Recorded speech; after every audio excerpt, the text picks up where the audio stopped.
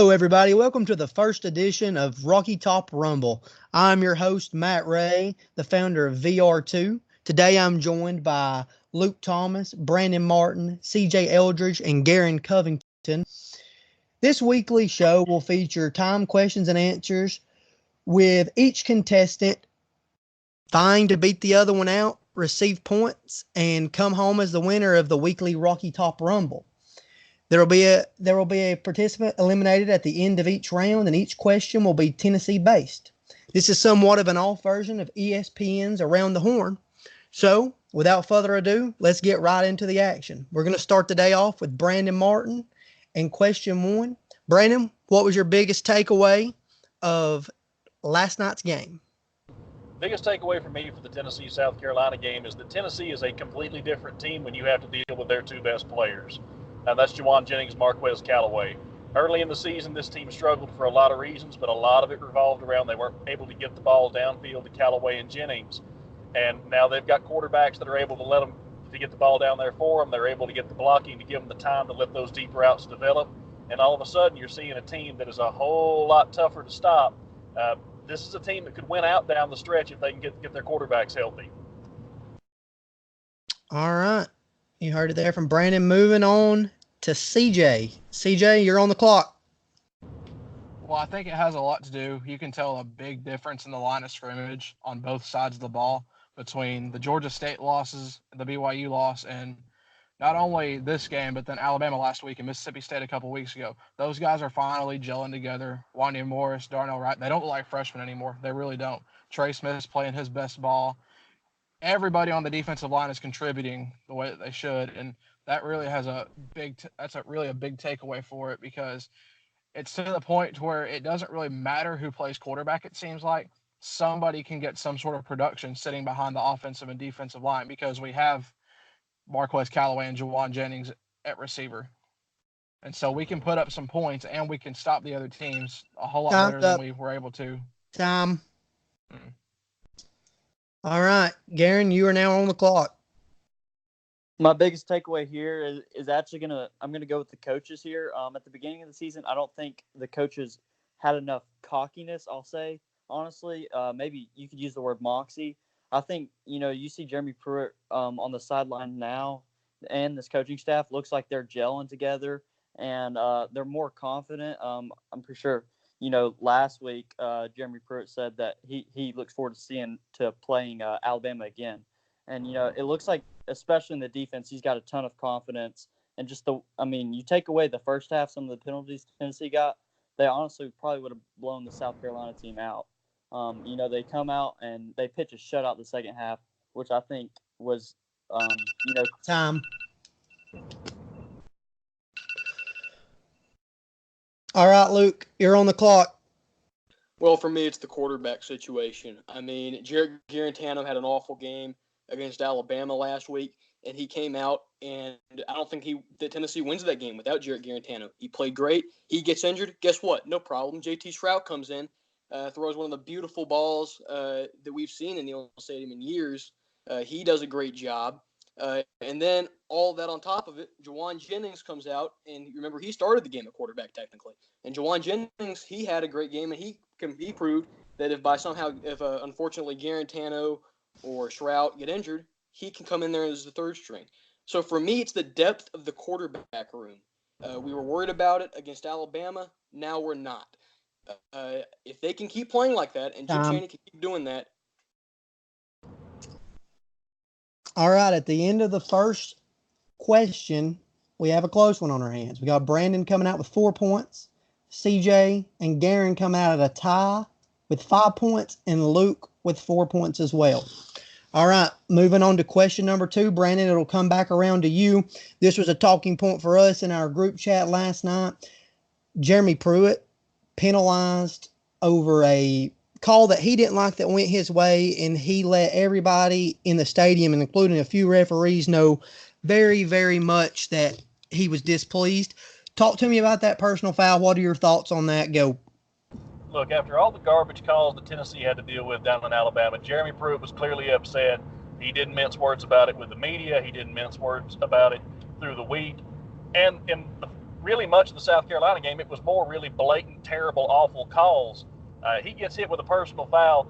The only thing that could have made that better was Jeremy Pruitt in a Ric Flair robe and giving me a woo. I loved the attitude. I loved going after the official. I loved laying it all out there for his guys, because it's also a 2-yard penalty because of where it was on the field. So he made his point for free, essentially, and got to say exactly what he wanted to the officials after a terrible, terrible no call. I loved it, and I think the players loved it too. It got the stadium fired up, and it got the team fired up.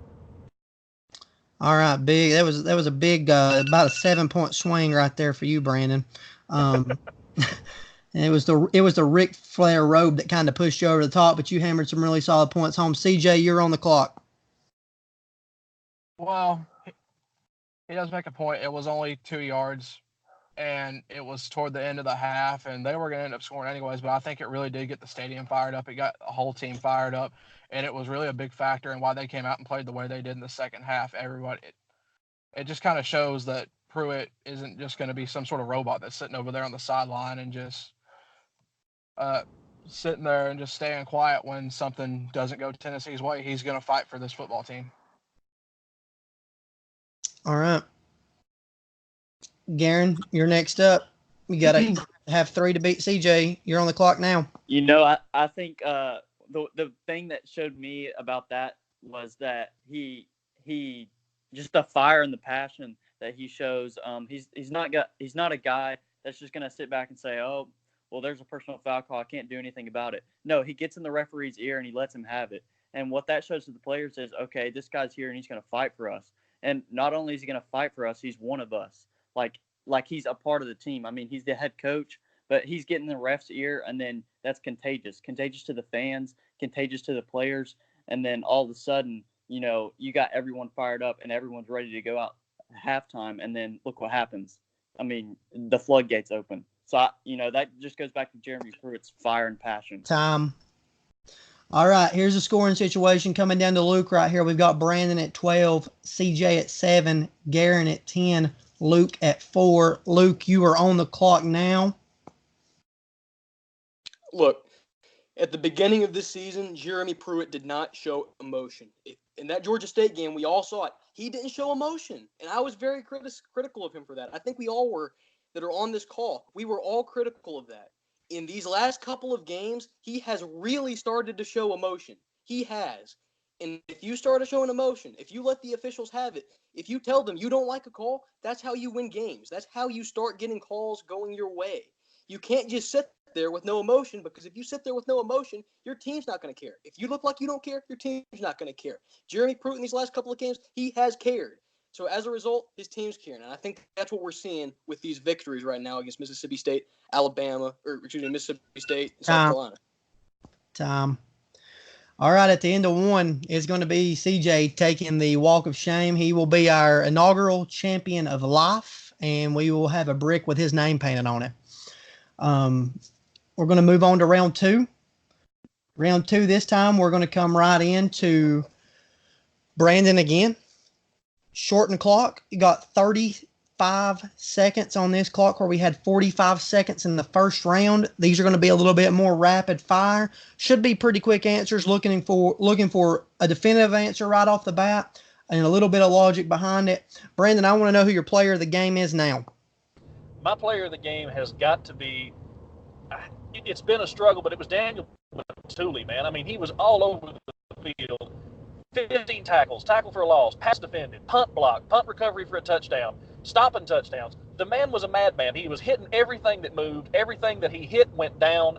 I don't remember him missing a tackle. I don't remember him missing a coverage. He was lining everybody else up. Daniel Batuli played the best game of his Tennessee career, and he's had some good ones. He played the best game of his career Saturday night against South Carolina, and that punt block for the touchdown was absolutely the backbreaker. Time. And again, Brandon, you come out of that with 4 points. Garen, you're up. Give me your player of the game. My player of the game is going to be wide receiver Marquez Callaway. I think Marquez Callaway has been open all year. I just don't think he's had anyone to get him the ball. We see quality quarterback play yesterday, and look what happens. He explodes for only 3 catches, but 102 yards and a TD. That's 34 yards per catch. He had a 55-yarder, which was his longest. He doesn't have the most breakaway speed, but you throw it up there, and Marquez is going to go and get it. And that's what the quarterbacks allowed him to do. and he has a monster game, and also not to mention the special teams touchdown. Just an incredible game for Marquez and the special teams. Time. All right, Luke, you're on the clock. Hello, Jawan Jennings. I mean, how am I the only one to pick him? I mean, come on, he had the game of his life. This is ridiculous. If without Jawan Jennings, Tennessee is not winning that game. I mean, let's be real. He came out there, he's catching everything that's thrown his way. He's juking people left and right. Nobody can tackle him. He's playing snaps at quarterback. I think it's pretty obvious. Jawan Jennings, period. Without Jawan Jennings, Tennessee does not win this game. All right, Luke kicked the door down there on y'all a little bit. Score at the end of question 1 of round 2. Brandon 4, Garen 3, Luke 7. All right, we're going to move forward. Staying on this same line right here. Give me your play of the game and why. Brandon, you're on the clock now. I've had a hard time with this one, but I'm going to go back Callaway on that 55-yard touchdown. When South Carolina didn't know what to expect from him, he comes in, goes play action, steps up after Garantano has been hurt, and he drops an absolute dime to Callaway. That was a gorgeous throw. It put Tennessee ahead, and Carolina really never shook it off or came back from it. And it also made Carolina defend the whole field, even with Stroud in. It was a huge statement play, and it made a huge difference in the outcome of that game. It kind of felt like a backbreaker. Carolina never recovered from it. Tom. All right, Luke, Garen, give me your player of the game. Play of the game is Jawan Jennings catching the end zone where he comes down with it and gets rocked right after. JG pretty much just throws it up there asking for someone to come down with it. It was a pretty ball, but it was a dangerous throw, and Jawan Jennings catches it in the back of the end zone and gets absolutely rocked and still holds on to the ball and pops up like nothing happened. It just shows Jawan Jennings, his effort and his toughness and his grit for this team. I mean, he wasn't going to let Tennessee lose that game Saturday night. And so that's my play of the game. All right, Luke, you're on the clock. Play of the game. Winning football games is about slamming the door shut when you get the opportunity. Daniel Batuli's blocked punt did that for Tennessee. Will Muschamp's had some pretty crazy games against Tennessee. He's had some comebacks. Guess what? Daniel Batuli slammed the door in his face and didn't give him the opportunity to do that. That punt iced the game. That won the game for Tennessee. Did not give South Carolina the opportunity. It crushed their spirits. And quite honestly, I think it was the play of the game without a doubt. All right, Luke has come out swinging here in the second round out to a commanding lead with 13 total points in the second round. Could just be playing for a spot in the finals between Brandon and Garen here with this third question. Brandon, you're currently sitting at 7 points. Garen, you're currently sitting at 8 points. Brandon, I'm going to ask you this. UAB coming into Neyland Stadium, 6-1 next week. Night game, 14-point spread. Almost a little bit of a trap game heading into what could be a strong finish for Tennessee. Do the Vols cover that spread and why? You're on the clock now. Absolutely, Tennessee covers the spread in this game. UAB's got a good offense, but they don't have a defense that can stop what Tennessee's doing with, again, when you're able to use Jennings and Callaway. Whoever the quarterback is, we've seen Tennessee can get the ball deep. They can utilize those guys. UAB doesn't have the corners to stop that. On the other side, Tennessee's defense has been playing inspired football, if you've not noticed. And as good as UAB's played in some of the competition they've played, they've not seen anything like this Tennessee defense has been the last 3 or 4 weeks. I think Tennessee could stifle them, and that Tennessee offense is going to put up a lot of points on the UAB defense. They'll cover and cover easily. All right. Garen, Brandon got out to 12 points there. He's got a 5-point lead on you. Will Tennessee cover this spread next week, and why? Go. Yes, Tennessee covers. I think Tennessee covers in a big way also. The way we saw Tennessee's defense come out and basically manhandle South Carolina. I mean, push them around. I think they do that to a UAB team who's not going to be as physical as South Carolina. That's why. I just think Tennessee's bigger, faster, stronger. UAB, I don't think they stand a chance, and I think Tennessee wins this game by 3 scores. All right, Luke. 1 point seals your deal into the finals. So tell me why Tennessee covers. Look, UAB is a good football team. They are. They're 5-1. I'm not going to get on here and say they're not. They're a really good football team. They're better than Georgia State and BYU, I'll tell you that.